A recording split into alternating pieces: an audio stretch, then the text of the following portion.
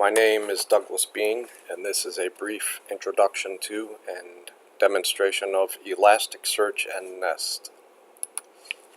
Elasticsearch is a search engine and a document data store. It's written in Java, it's built on Apache Lucene, it uses inverted index for full-text search, its queries use Lucene syntax, it has a RESTful API, it scales horizontally with sharding, and those are a few of the features. An inverted index is like a Bible concordance. If I want to know exactly where in the Bible the word money is found, it will serve that purpose like an inverted index in Elasticsearch. Nest is a .NET client for Elasticsearch written in C#. Why use Elasticsearch? If you want a blazing fast full-text search on your data store, you may want to use Elasticsearch. Elasticsearch indexes can be created on the fly. In other words, they can be refreshed at any time. One may use a relational database such as MySQL or SQL Server as an authoritative data store and refresh Elasticsearch indexes at any time. Different tokenizers and analyzers are available out of the box to tweak the searchability of your data store.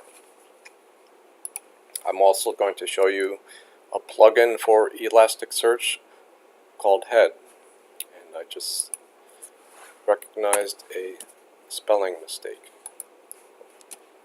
which is now corrected. This is Head. I'm using it through Chrome, and as one can see at the moment I don't have any indexes. This is a simple program that I wrote to demonstrate Elasticsearch and Nest.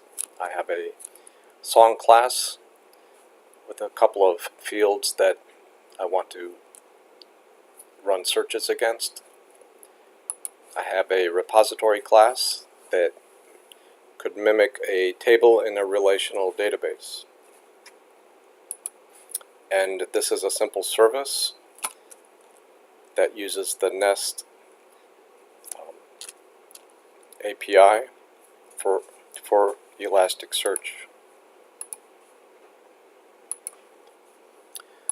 A couple things I want to note is that the name of your index has to be lowercase. You can also call the enable trace method to print to the console the queries that are sent across the wire to Elasticsearch. I have a few simple methods. One indexes one entity. Another method will index a collection. This method, delete index, will wipe out the Elasticsearch data store for refreshing purposes. And I have a simple search method, and what I want to point out is that I specify the fields that I want to conduct my searches against. Now I'll run the program and create an index.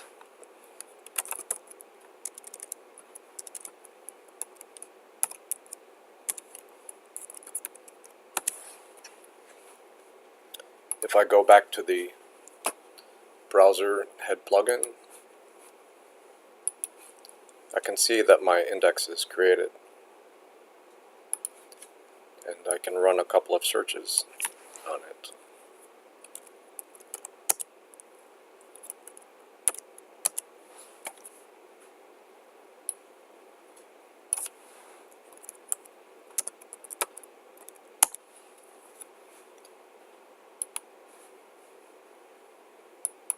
Now I stop the execution and I look at the output to the console. And you can see the Lucene queries that are sent across the wire. And one convenient thing is that you can copy and paste these queries into the head plugin and execute them that way. And it's a convenient way to tweak your queries.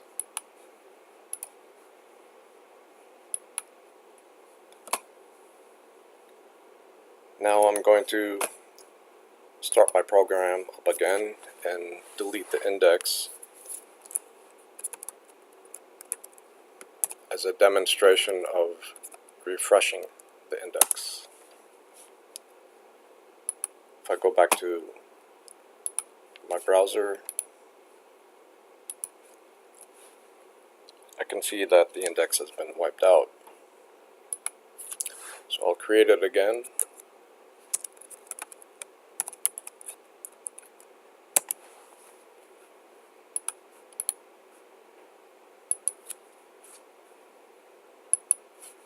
And you can see there it is again. And you may want to do this in a real world situation if you feel that your Elasticsearch data store has become stale. And I can run my searches again, and they're just like new. One more thing I want to demonstrate is adding one entity to the Elasticsearch index. And this could mimic a situation where in your repository class for adding an entity to your relational database, you can include in that scope adding that entity to your Elasticsearch data store. So I'll call the method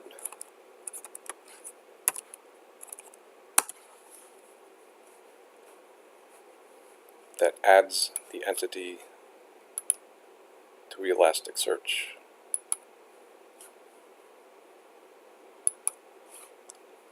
And there it is.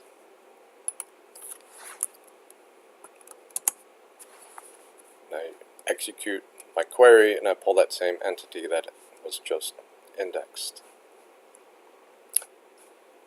This concludes the simple demonstration and introduction to Elasticsearch. Go to the Elasticsearch website and check it out. It's a powerful technology.